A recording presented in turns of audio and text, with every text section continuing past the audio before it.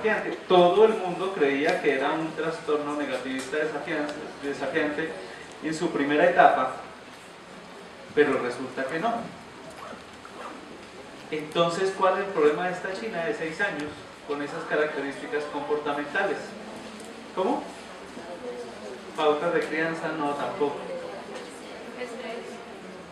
Disfasia comprensiva.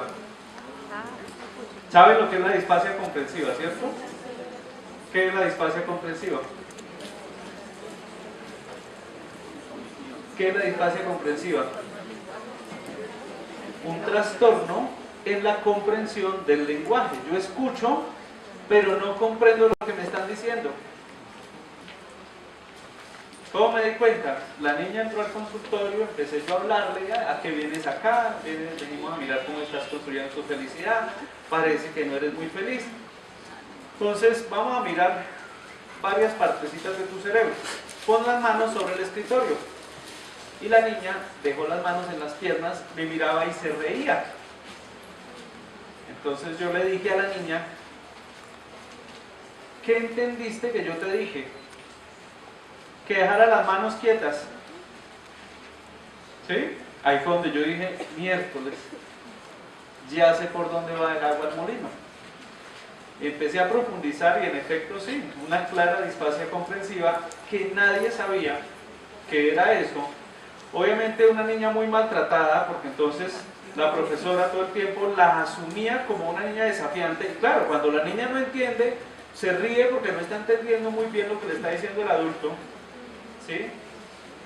Entonces, como los chistes ayer del doctor Jeffrey, que a veces uno como que no los captaba muy bien y entonces uno como que me río o no me río. Y espero uno que se ríe, sí, sí me río. Así más o menos. ¿Y qué hacía la profesora? Asumía que la niña se estaba burlando de ella.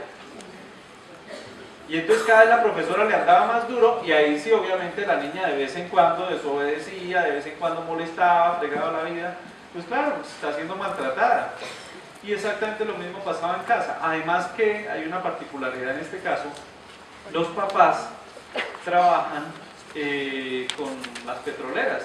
Entonces los papás trabajan, ambos, mamá y papá, tienen que estar 20 días fuera y llegan una semana a estar con la niña y mientras tanto la cuida es una abuela y una tía. Entonces imagínense el lío de esa pobre china con esta crianza donde la abuela termina en últimas dándose por vencida y termina siendo permisiva, y la tía sí, no, lo que le hace falta a esta china es chancleta, lo que tiene es un problema enorme. Esa es otra, una nueva categoría que aprendí en Medellín. TDC, ¿saben qué es el TDC? Trastorno por déficit de chancleta.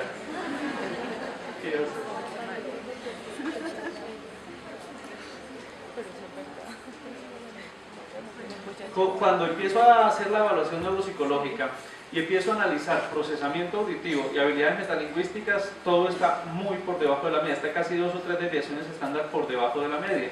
Las habilidades de ejecución las hace bien, y en el cuadro emocional, las pruebas afectivas y emocionales, no marco tantos puntajes para el negativismo desafiante, sino más bien para una depresión infantil. Que en ese caso, el diagnóstico primario sería la disfasia comprensiva. El diagnóstico secundario, que es importante también tenerlo claro, serían las dificultades de aprendizaje, porque obviamente también estaba teniendo dificultades en su desempeño académico, o está teniendo dificultades en su desempeño académico, y la comorbilidad. En este caso, no era un negativismo desafiante como se pensaba al principio, sino más bien un trastorno depresivo. ¿Sí? Entonces, claro, la idea de la evaluación neuropsicológica es eso, es contemplar cada una de las partecitas del cerebro, cómo están funcionando y cómo se establece relación entre esas funciones. Entonces, claro, este primer caso, ¿sí? Listo. Segundo caso, me van a ayudar a hacer el diagnóstico primario, diagnóstico secundario y comorbilidad. El segundo caso es un niño de 7 años que me lo llevan a consulta. La mamá dice, el niño es muy pilo, le va muy bien en el colegio, no me preocupa nada de la parte del aprendizaje, pero el comportamiento está terrible. Le pega a todos los compañeritos, todos los días hay una queja, es irrespetuoso con la profesora. La situación más grave por la que me dijeron que o lo metía a terapia o lo sacaban del colegio fue porque agarró a un compañerito del cuello y lo estaba tratando de ahorcar contra una pared. ¿Sí? Niño de 7 años. Cuando lo cogió la orientadora del colegio, el niño le decía, es que yo no me puedo controlar, es que yo tengo un demonio por dentro. Decía el niño. Obviamente la mamá también aprovechó y fue donde el cura para que hiciera unas oraciones, para que hiciera un exorcismo, porque si está de moda eso, volvió a estar de moda. Me he enterado unos 3, 4 casos, bueno, no sé si será en todo el país, pero por lo menos en el llano está otra vez de moda, y me he enterado de varios casos donde le han hecho exorcismo a los niños y a los adolescentes. Y uno en el fondo sabe a nivel clínico qué es lo que está pasando, pero bueno. Entonces, ¿qué creen que le está pasando a este niño? Que tiene problemas de comportamiento, que está agrediendo a sus compañeros, que los está lastimando, que agarró a un compañerito y empezó a ahorcarlo. Y dice que tiene un demonio por dentro y que él no puede controlarse. ¿Qué le está pasando a este niño? ¿Qué se les ocurre? ¿Cómo? ¿Podría ser un trastorno bipolar? Podría, sí, podría encajar ahí. ¿Qué más?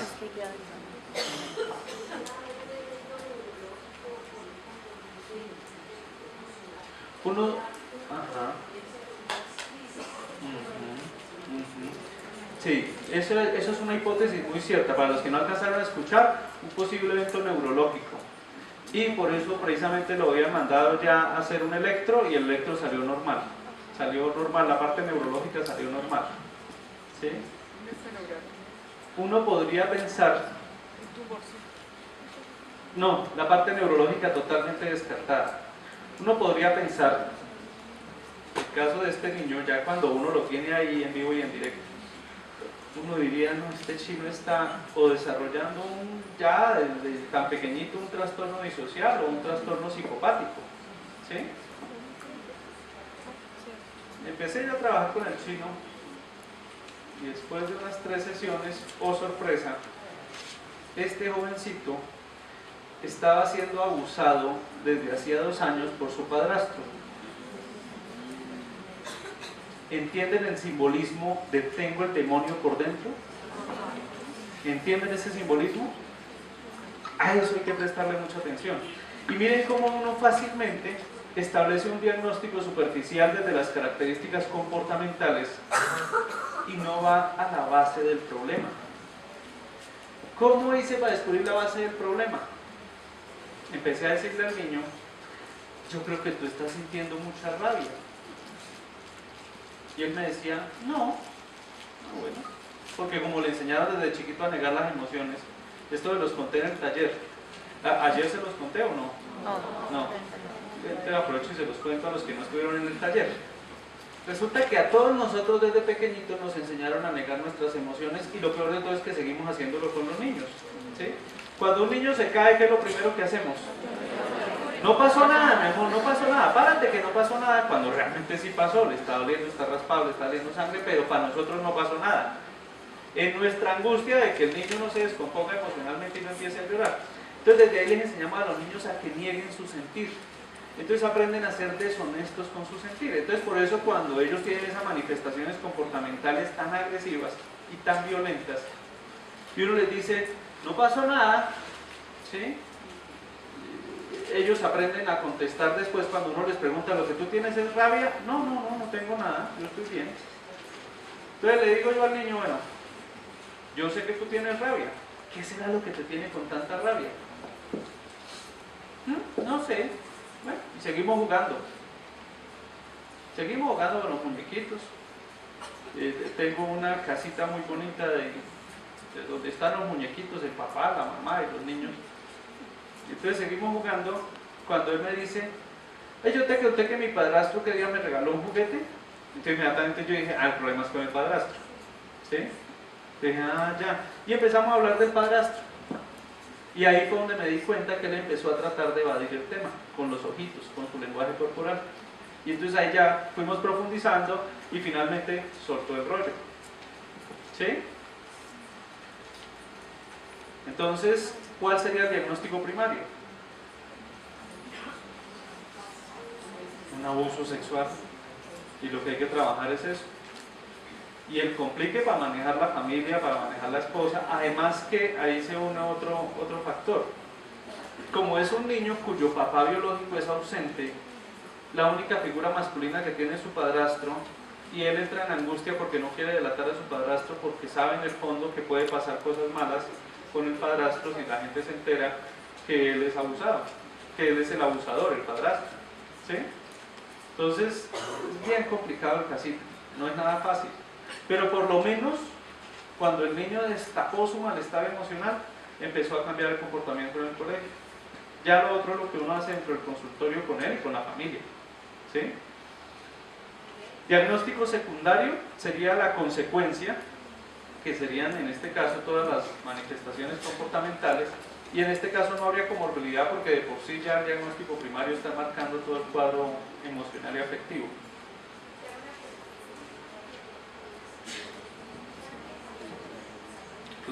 Claro, inmediatamente se remite a bienestar familiar, claro que sí, o sea, ya se hace todo el manejo legal, claro, se tiene que hacer todo el manejo legal del abuso sexual, ¿sí? Pero miren cómo, si yo me centro únicamente en modificar el comportamiento del niño, ¿qué va a suceder? Si yo soy muy buen manipulador, como terapeuta, el niño empieza a portarse bien en el colegio, pero no se soluciona el problema de fondo, ¿sí? Ese es el punto crítico, ¿sí? Si yo le hago, no sé, alguna terapia para que el niño mejore su comportamiento, puede que mejore el comportamiento, pero el problema de fondo va a estar ahí y va a estallar otra vez en la adolescencia, ¿sí? Ahí está la importancia del diagnóstico primario. Ojo con esto, que se me ha olvidado hacer la aclaración.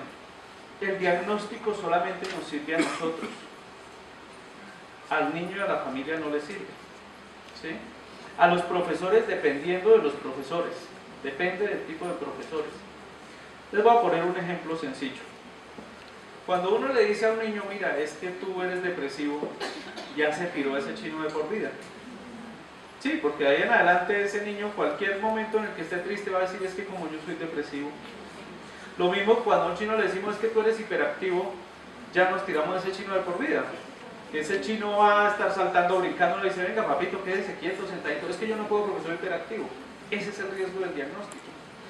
O ese es el problema con comunicar el diagnóstico a todo el mundo. El diagnóstico me sirve solamente a mí como terapeuta. De pronto algún profesor que esté como así medio empapado de la parte emocional y eso le podría servir, pero más allá del diagnóstico para los profesores, lo importante es qué hacer dentro del aula de clase. Esas son las herramientas que nosotros como terapeutas tenemos que aportarle a los docentes, ¿sí? Eso es lo más valioso que podemos hacer nosotros. Y miren cómo ahí es donde nosotros muchas veces nos bloqueamos, porque nosotros sabemos de pronto qué hacer en consulta, pero no qué se puede hacer con el niño dentro del aula de clase, ¿sí? Y ahorita les tengo ahí unos ejemplos de esa situación.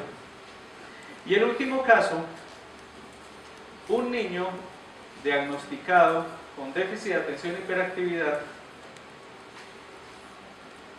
y lo llevan a consulta porque, ya un preadolescente, y lo llevan a consulta porque últimamente los papás lo han visto como bajado de ánimo, ¿sí? Académicamente siempre le ha ido muy regular, muy regular, y todos se lo achacan al déficit de atención e hiperactividad. Empiezo a hacer la anamnesis cuando en la anamnesis me reportan los papás que el niño tuvo dificultades de lenguaje, ¿sí? Luego cuando entró a transición y le costó un poquito de trabajo aprender a leer y a escribir, empezó a manifestar los síntomas de hiperactividad, de inatención, y ahí fue donde lo llevaron al neuropediatra y él aplicó un checklist y dijo, este chino cumple con los criterios de inatención, cumple con los criterios de hiperactividad, déficit de atención y hiperactividad, démosle Ritalina. Y empezaron con la Ritalina, mejoró un poquito, decayó, y así entonces el médico lo que hacía era subirle la dosis de Ritalina, ¿sí? Hasta llegar a pastilla y media al día. Entonces, cuando empiezo a evaluar a este jovencito, me doy cuenta que tenía unos problemas espaciales y de integración neurosensorial severos. Y ahí fue donde armé toda la película. Dije, claro, venían las dificultades lingüísticas que afectaron el desarrollo de sus habilidades metalingüísticas. Para uno aprender a leer y a escribir necesita tener un buen desarrollo de las habilidades metalingüísticas. ¿sí? Y en ese desarrollo de las habilidades metalingüísticas que no tuvo ese niño, empieza él a darse cuenta, primero que todo, antes que la profesora y antes que los compañeros, él empezó a darse cuenta que le costaba trabajo aprender a leer y a escribir. Entonces, ¿qué hace un niño de 5 años que sabe que le cuesta trabajo aprender a leer y a escribir? Empieza a sacar el cuerpo, empieza a distraerse, a molestar a los compañeritos, muestra síntomas de hiperactividad, muestra síntomas de inatención, pero ese no es el diagnóstico primario, ¿sí? Es una consecuencia, esa hiperactividad y esa inatención es consecuencia de los problemas perceptuales que está presentando, ¿sí? Ay, no los dejé pensar, se me soltó el diagnóstico. Entonces, déficit a nivel de habilidades espaciales y de integración neurosensorial que afectaron la adquisición de las competencias académicas básicas. La Ritalina solucionó el problema secundario, los síntomas de hiperactividad y inatención, pero no del todo, porque como el problema de base no se solucionó, volvían y se presentaban los mismos síntomas. Comorbilidad, consecuencia del exceso de Ritalina, una depresión.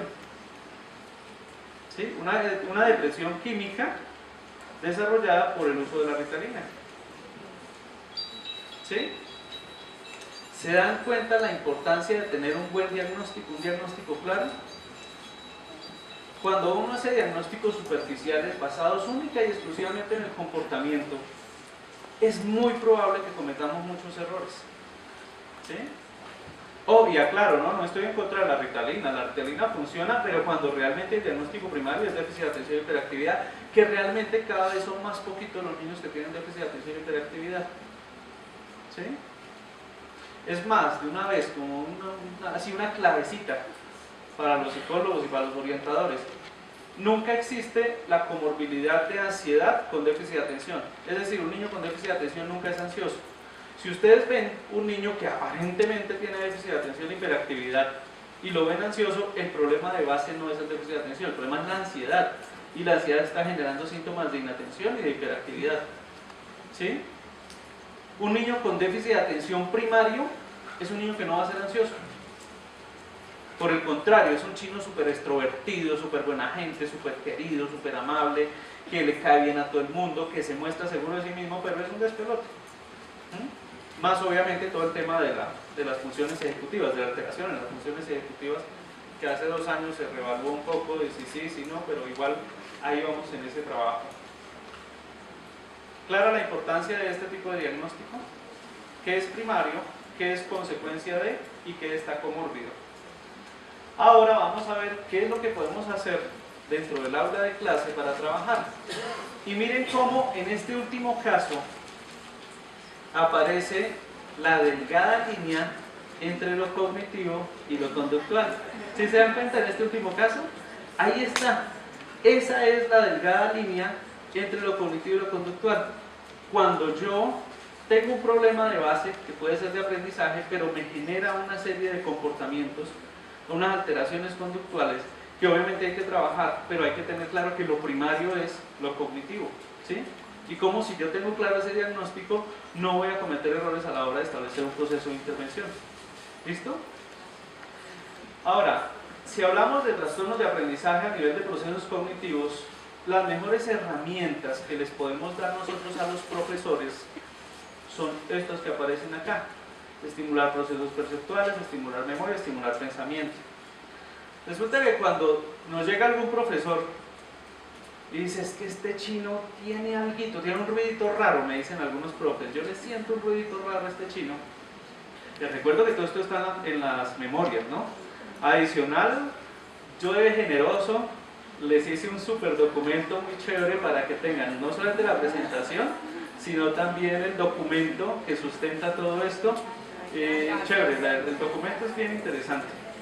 Eso sí, por favor no lo plagien, den los créditos, no hay ningún problema, utilicen y den los créditos.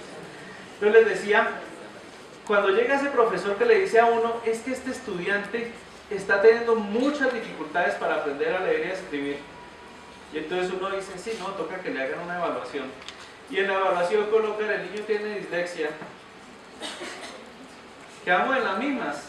Aprendimos a decir de una forma más bonita y elegante, el chino tiene dificultades para leer, entonces ahora decimos el chino tiene dislexia. Pero bueno, en el aula de clase, ¿qué hacemos? Por eso, más allá del simple diagnóstico, de la simple etiqueta, lo importante es ver qué está pasando con esos procesos perceptuales, qué está pasando con esas estrategias de memoria y qué está pasando con esos procesos de pensamiento. Cuando hablamos de los procesos perceptuales, es toda la estimulación de procesamiento visual, auditivo, espacial y táctil. Desde hace como 5 años empezamos a crear un programa con ejercicios, que otra vez le hago con publicidad diplomada. Creamos un programa con ejercicios que ayuda a fortalecer este tipo de habilidades perceptuales. Entonces el programa consiste en que, por ejemplo, los días lunes se hacen juegos que tengan que ver con la estimulación del procesamiento auditivo. Y entonces les ponemos a los niños a discriminar sonidos ambientales, sonidos musicales, los ponemos a diferenciar notas musicales, y todo es solamente auditivo. Y hacemos juegos que tengan que ver con ese tipo de habilidades. Los martes entonces hacemos pura estimulación del procesamiento visual. Entonces los martes nos ponemos a armar rompecabezas, los ponemos a analizar figura a fondo, les mostramos esos dibujitos que mandan por internet, estáticos, que encuentre cuántas caras hay en estos árboles. Eso, entonces uno empieza a hacerlo con los niños y uno les va enseñando el truco. Y esos juegos los niños después se los llevan a los papás, se los llevan a los amigos, y entonces ellos dicen, venga, juguemos esto que es como chévere, y ellos solitos empiezan a estimular esos procesos, ¿sí? Obviamente, si existe la posibilidad de que los niños hagan terapia, pues de una, trabajemos en la terapia. Pero es que como hay colegios de colegios y hay colegios donde no hay acceso a una fonoaudióloga, a una terapeuta ocupacional, donde están en una zona rural alejadísimos, o donde están en una zona urbana pero ni siquiera tienen plata para coger el bus para irse hasta la cita médica, hasta la cita terapéutica, pues lo que vamos a hacer en el salón de clases sirve. Además estoy hablando de juegos que se hacen en 5 minutos, máximo 10 minutos, ¿sí? Eso es lo que nosotros más le podemos aportar a los docentes, para que trabajen este tipo de dificultades cuando estamos hablando de un trastorno de aprendizaje. Entonces los martes visual, los miércoles puros juegos de habilidades espaciales, entonces puros juegos de discriminación derecha-izquierda, adelante-atrás, arriba-abajo, dependiendo obviamente de la edad de los niños. Los jueves pura estimulación de memoria, entonces trabajemos pura memoria, entonces hagamos juegos donde vamos a ir de paseo y yo llevo una manzana, entonces vamos a ir de paseo y él lleva una manzana y yo llevo una pera, y vamos a ir de paseo y él lleva una manzana, una pera y un banano, y así, y se va sumando. Esos juegos yo creo que ustedes lo han hecho, los han visto alguna vez. Maravilloso para estimular memoria. Además, la clave está en enseñarles el truco, ¿no? Porque la memoria depende de los trucos que nosotros aprendemos para memorizar. Y hay niños que ni siquiera les enseñaron el truco. Es más, lo ideal es que en preescolar les enseñemos trucos para memorizar. Trucos que tienen que ver con la asociación o con la categorización. Y por último, estimular pensamiento. Estimular pensamiento es lo más fácil que hay, pero es lo que peor hacemos. ¿Cuál es el peor error que comete un profesor, un papá, un terapeuta a la hora de querer estimular pensamiento en sus hijos o en sus estudiantes o en sus pacientes? El peor error es darles la respuesta a las preguntas que ellos hacen. ¿Sí? Siempre pongo el mismo ejemplo. El niño que pregunta, papá o profe, ¿por qué llueve? Es una pregunta espectacular, es una pregunta de un nivel altísimo de introspección. Y entonces uno de puro narcisista, psicología narcisista, le dice, mira mi amor, llueve porque el agua que está en la tierra se calienta por el sol, entonces no sé qué, entonces le dimos la respuesta y cuando le dimos la respuesta no lo dejamos pensar. ¿Qué fue lo que me pasó a mí con el tercer caso? Que se me olvidó dejarlos pensar y les di la respuesta. ¿Sí? Ahí es donde uno la embarra. Pero si yo le digo al niño, cuando él me pregunta por qué llueve, y yo le digo, ¿tú por qué crees que llueve? Ahí lo estoy obligando a que haga procesos de inducción y de deducción. La respuesta más maravillosa que he tenido es la siguiente. Yo creo que llueve, es un niño de 5 años, yo creo que llueve porque Diosito le echa agua a las plantas del cielo y a veces se le va la mano y nos cae el agua hasta acá. Imagínense la cantidad de conocimientos y de análisis que tuvo que hacer ese niño para llegar a esa respuesta. Primero tiene que saber de teología, segundo tiene que saber de agricultura, tercero tiene que saber de física y cuarto una imaginación espectacular. Y cómo si yo le contesto inmediatamente la pregunta, me tiré toda esa posibilidad de desarrollo. ¿Sí? Y miren que casualmente lo mismo pasa con las funciones motoras. ¿Sí? Cuando yo veo al niño gateando, que ese fue el ejemplo que puse el año pasado, veo al niño gateando y que digamos que el niño está allá y ve la grabadorcita acá de Susana y dice, ay, también esa grabadorcita, y entonces el niño perfectamente se puede morar de allá acá media hora. Pero si yo de adulto metido, porque no tiene otra palabra, veo que el niño quiere la grabadora y le digo, ¿quieres la grabadora? Toma, mi amor, toma la grabadora. Me le tiré la media hora de estimulación motora que el niño iba a hacer. Ese es el problema de querer facilitarle la vida a los otros. Cuando yo le facilito la vida a los otros contestándole las preguntas o haciéndole las cosas, lo que hago es afectar procesos de pensamiento y desarrollo de las habilidades motoras. ¿Listo?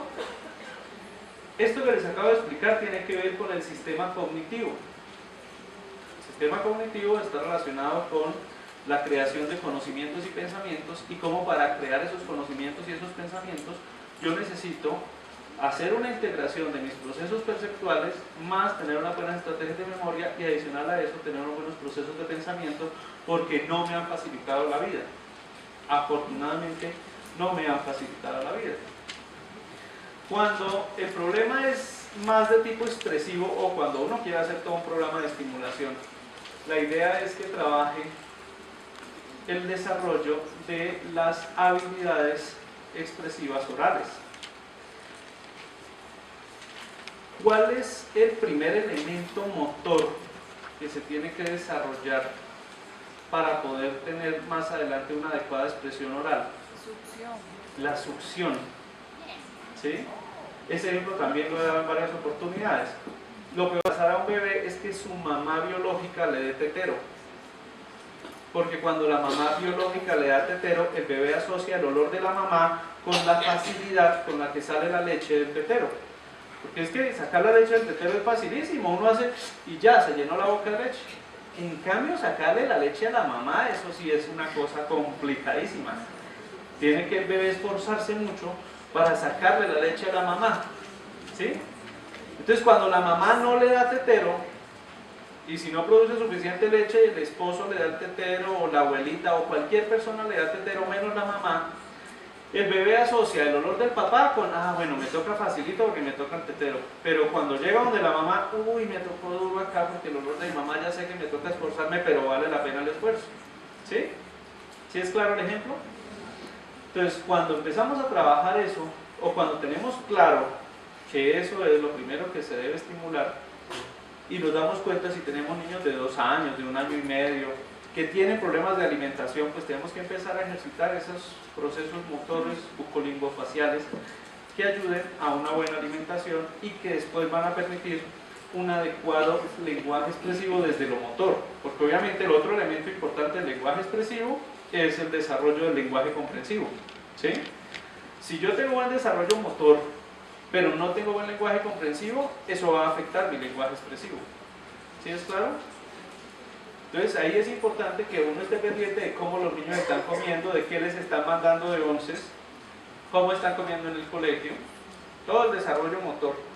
Y obviamente uno también puede hacer juegos donde entonces uno les enseña a silbar, uno les enseña a mandar picos, uno les enseña a inflar un cachete y luego otro, que eso es complicado. Inflar un cachete y luego otro para un niño es complicadísimo. Eso es bien difícil, ¿sí? Pero uno se los puede enseñar a ellos de a poquitico, y si uno se los enseña, pues maravilloso, ahí uno les está dando algunas herramientas en caso de que no tengan la posibilidad de asumir un proceso terapéutico. Insisto, maravilloso si pueden asumir un proceso terapéutico. Pero si por cuestiones económicas, logísticas, espaciales no se puede, pues ni modo. Por otro lado, es clave estimular las habilidades motoras finas. En eso, pues ahí sí ya hay mucho material, porque eso es lo que más se ha trabajado, especialmente en preescolar, y son todos los juegos de rasgado, recortado, picado. Eso sí, lo que más les insisto yo, permítanme alguien un lapicero rápidamente, gracias. Lo que yo más les insisto es que por favor no le suelten lapiceros o lápices a los niños que tengan menos de 3 años. Porque resulta que cuando un niño tiene menos de 3 años todavía no tiene la fuerza para sostener el lapicero, entonces el lapicero cuando está escribiendo se le va hacia adelante. Entonces se le va hacia adelante. Entonces el niño que termina haciendo esto para que no se le vaya hacia adelante y termina desarrollando un mal agarre. y ese mal agarre es el que va a hacer que se fatigue y se tensione acá, acá y en el hombro. Y al tener ese mal agarre, el niño se cansa escribiendo y es el niño que odia escribir. ¿Por qué? Porque se le dio un lápiz antes de tiempo, porque no tocaba. Porque en esa edad lo que toca es ponerlos a jugar, a desgranar, a rasgar, a picar, todo eso que se estimula desde el preescolar demasiado bien. Pero la clave está en no soltarles un lápiz. ¿Sí? Y más adelante algo que se ha visto que es bien efectivo son los lápices gruesos triangulares. Eso es bastante efectivo. Más adelante cuando ya tienen fuercita en la pinza, para que no se les vaya. Las habilidades motoras gruesas, pues lo ideal es que sea el profesor de educación física, y entre otras cosas, maravilloso que los niños en edad preescolar tuvieran educación física todos los días. Sí, eso sería lo mejor que le podía pasar a un preescolar. La primer característica de un adecuado desarrollo neurológico es el movimiento. Por eso cuando la mamá está en embarazo, lo que todo el mundo le pregunta es: ¿y se está moviendo el bebé? Sí, claro, no para de moverse. Esa es una buena característica de desarrollo neurológico. Cuando el bebé no se mueve, es porque algo está pasando, o si se mueve poquito es porque algo está pasando. Además que el movimiento, miren que esto es bien interesante, el movimiento cuando yo soy bebé me permite estimular mis procesos perceptuales. Porque cuando yo me muevo y empiezo a desplazarme, veo las cosas que están lejos, cerca, y entonces lo que yo veía rojo sin textura, me acerco y veo que tiene textura y estoy estimulando mi procesamiento visual. Pero si yo escucho un ruido allá, entonces yo me acerco hasta el ruido y empiezo a estimular mi procesamiento auditivo y a hacer discriminación de qué es suave y qué es duro. ¿Sí? ¿Qué suena suave y qué suena duro? Pero además de eso, cuando yo me muevo y empiezo a gatear, estoy estimulando mi procesamiento táctil, estoy estimulando la tactopresión, el reconocimiento de texturas y la termoalgesia. ¿Sí? El movimiento es fundamental. Y lo que más necesita un niño en edad preescolar es moverse y aprender a moverse. Y por eso es que educación física deberían de tenerla todos los días. O va mezcladito, un día tienen educación física, otro día tienen danzas, otro día tienen natación, otro día tienen alguna actividad física. ¿Sí? Que tenga que ver con la educación del cuerpo. Y por último, la integración neurosensorial es la que también se tiene que trabajar desde esa estimulación física, donde unimos todos los procesos perceptuales más los procesos motores y hacemos juegos exigentes. ¿Sí? Con los niños, el solo hecho de ponerlos a ellos a recoger una pelota cuando yo se la tiro al suelo y que rebote, ya estoy estimulando procesos de estimulación neurosensorial, de integración neurosensorial, perdón. Sí, cuando yo cojo la pelota y se la tiro, pero primero que rebote en el piso y luego que la coja, estoy estimulando el procesamiento visual del niño, la anticipación en la respuesta, la acomodación del cuerpo para recibir la pelota, más la parte propioceptiva, más la parte vestibular. ¿Sí? Y eso es fundamental hacerlo. Es más, lo ideal es que desde el preescolar también se hagan muchos ejercicios de integración neurosensorial, y en eso pues lo mejor que uno puede hacer es o contar con un profesor de educación física muy piloso o tener la asesoría de una terapeuta ocupacional que maneje la integración neurosensorial. ¿Se dan cuenta cómo a los psicólogos en los colegios nos toca saber de todo? Eso es fundamental, porque nosotros lo que estamos viendo es el cerebro de estos niños. Y en esos trastornos de aprendizaje, pues indudablemente también hay que estimular los procesos afectivos. Dentro de esos procesos afectivos está la estimulación de la autoadministración, eso lo vimos el año pasado en un congreso. ¿Recuerdan la importancia de estimular la motivación, la organización y la ejecución? A los que estuvieron el año pasado, para los que ya no les interesan las caritas felices. Pero si yo me preocupo más porque ellos aprendan a motivarse, y lo que hablábamos ayer, los obligo a que hagan las cosas que les toca hacer, no solo lo que les gusta, y manejo ese equilibrio entre lo que les gusta a uno y lo que les toca, ahí estoy estimulando la motivación. Y si además de eso les enseño a ser organizaditos, maravilloso. Y si además de eso les enseño que uno tiene que terminar las cosas que empieza, pues finalmente lo que va a pasar es que esos niños van a experimentar satisfacción de logro.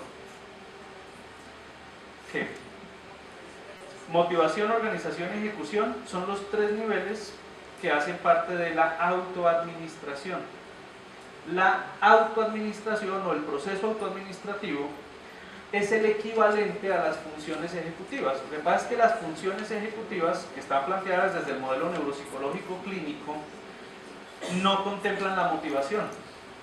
ustedes ponen literatura neuropsicológica clínica, por ningún lado aparece o no se le da la importancia que realmente tiene la motivación.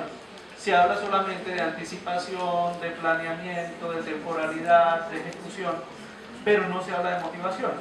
El proceso autoadministrativo es el equivalente con el plus de la motivación. O sea, es importante que yo le enseñe a los estudiantes y le enseñe a los profesores para que ellos le enseñen a los estudiantes que la clave está en que ellos aprendan a motivarse, a organizarse, a ejecutar. ¿Sí? Recuerda que la atención no es un proceso cognitivo. La atención es un proceso afectivo que depende de la motivación. Por lo tanto, los niños que tienen problemas de atención realmente tienen un problema de motivación. ¿Sí? Entonces son niños con los que hay que trabajar mucho la estimulación de esa motivación. Y adicional a eso, es clave descubrir desde pequeños ese talento, esos potenciales de talento y desarrollarlos. Y maravilloso que algún día la educación girara en torno a los talentos, al desarrollo de los talentos. Ahí ya no tendríamos tanto lío con los problemas de comportamiento y con los problemas de aprendizaje, porque los niños empiezan a aprender a partir de lo que a ellos les apasiona y a partir de las habilidades que tienen para desarrollar determinado talento. Y si ustedes se fijan, las personas talentosas son personas que generalmente no tuvieron una escolaridad regular.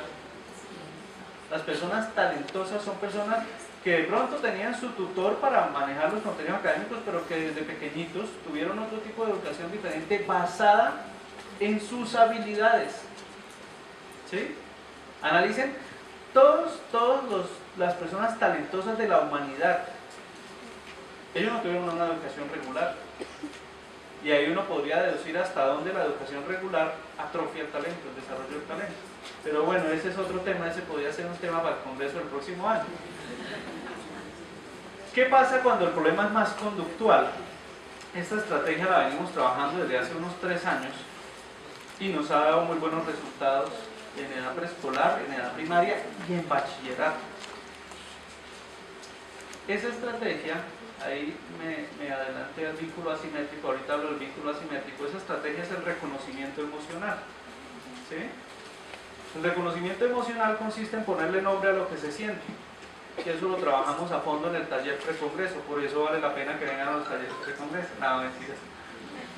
Es importante que los niños, los adolescentes y los adultos le pongamos nombre a lo que estamos sintiendo. Siempre pongo el mismo ejemplo. Esto no me pasó a mí, para nada, eso le pasó al amigo, del primo, del sobrino, del tío, del vecino. Llegó a su casa un día el señor y vio que su esposa estaba molesta. Pues la vio diferente. Y entonces le preguntó, mi amor, ¿te pasa algo? ¿Qué le contestó la esposa? Nada, sí, y con esa cara, nada.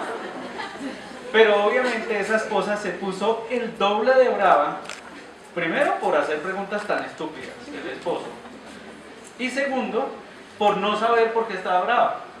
¿Sí? Porque la señora esperaba que su esposo supiera por qué ella estaba brava, pero resulta que los hombres no tenemos esa capacidad. Los hombres tenemos un cerebro muy sencillo, muy básico, muy concreto. No sé si el doctor Medina Malo ayer les mostró la caricatura del cerebro masculino, donde la zona más grande es el sexo y las mujeres la zona más grande son las compras, ¿sí? Más o menos, o sea, eso no tiene nada de fantasioso, ¿sí? Pero resulta que en este ejemplo que les estoy dando, cuando la señora se pone el doble de furiosa, lo que está mostrando es que no ha sido capaz de reconocer sus emociones. Por lo tanto, está demostrando que tiene un desarrollo afectivo de una niña de menos de 2 años. Cuando yo niego lo que estoy sintiendo, estoy actuando como un niño que tiene menos de 2 años. Y obviamente tarde o temprano voy a explotar. ¿Sí? Entonces la señora que le dijo al esposo, no pasó nada, no tengo nada, yo estoy bien. Al ratico termina peleando por cualquier pendejada. Que si dejó la crema destapada, que si dejó el cabello ahí en el jabón, por cualquier pendejada empiezan a pelear, ¿sí? Pero es porque no se aprendió a hacer ese reconocimiento emocional. Entonces, ¿por qué ha funcionado bastante bien? Porque lo que hacemos es enseñarle a los niños desde preescolar a que le pongan nombre a lo que están sintiendo. Resulta que cuando yo convierto en palabras mi comportamiento, puedo modificar más fácilmente mi comportamiento. Cuando yo reprimo el comportamiento, el problema emocional sigue ahí guardado. Entonces, es fundamental que yo le enseñe a los niños a hacer ese reconocimiento emocional. ¿Pero por qué está el vínculo asimétrico antes? Porque para que funcione el reconocimiento emocional es clave que la persona, niño, adolescente o adulto, me vea desde una posición asimétrica. O sea, me vea como una persona un poquito más sabia que ellos, ¿sí? Que me vea como una persona tranquila. Voy a poner un ejemplo concreto. Está el niño de 2 años alterado porque se le dañó el juguete. Y entonces el papá o la mamá le dice, ay, pero ¿y se va a poner a llorar por eso? Pero mire, ¿acaso sintiéndose triste consigue algo? Y entonces después me dicen a mí, pero yo hice lo que usted dijo y no me funcionó. Yo le dije que estaba triste y no me funcionó. Pues obvio, no le funcionó porque estaba alterado y no estaba mostrando un vínculo asimétrico. Y no estaba mostrando una actitud comprensiva, sino una actitud crítica. Pero cuando yo le digo al niño, ay caramba, se te dañó el juguete, claro, estás re triste, ven y te abrazo un poquitico, ahí estoy asumiendo una posición comprensiva. Y eso hace parte del vínculo asimétrico. ¿Sí? Y por último, las pautas de autoridad. Es fundamental que haya un adecuado ejercicio de autoridad cuando hay trastornos de conducta. Eso es fundamental, porque en esas pautas de autoridad yo entiendo que esa otra persona es más sabia, y ahí el doctor Jeffries nos dio unas herramientas valiosísimas. Me pareció espectacular el ejemplo que dio del policía, de cómo al modificar su comunicación con el adolescente, lo que hizo fue realmente mantener su autoridad, ¿sí? No la perdió. Cuando uno cree que la autoridad implica tener más poder que los otros, es donde uno empieza a intimidar, y la intimidación no sirve. Con los niños, la intimidación lo que hace es volverlos sumisos o volverlos temerarios, cualquiera de esas dos opciones. Y con los adolescentes lo que uno consigue es eso que él decía ayer, que finalmente los adolescentes terminan haciendo lo contrario de lo que uno quiere, ¿sí? Supuestamente. Bueno, entonces, ya con esto terminamos esta pequeña charla que tenía que ver con las herramientas. Obviamente en 1 hora no alcanza uno a trabajar las herramientas que normalmente damos en 10 horas de clase en el diplomado, pero por lo menos le da uno ideas, ¿no? Por lo menos dice, no, bueno, ya. Pregunta para ustedes, ¿qué sentí? No, otra vez por cuestión de tiempo, que ya justo se acabó el tiempo y no quiero correr a nadie, no quiero correrle el tiempo a los demás conferencistas. Pregúntense ustedes mismos qué sintieron con esto. Pregúntense qué comprendieron y lo más importante, ¿qué voy a hacer? ¿Listo? Bueno, otra vez, muchas gracias por estar tan juiciosos y tan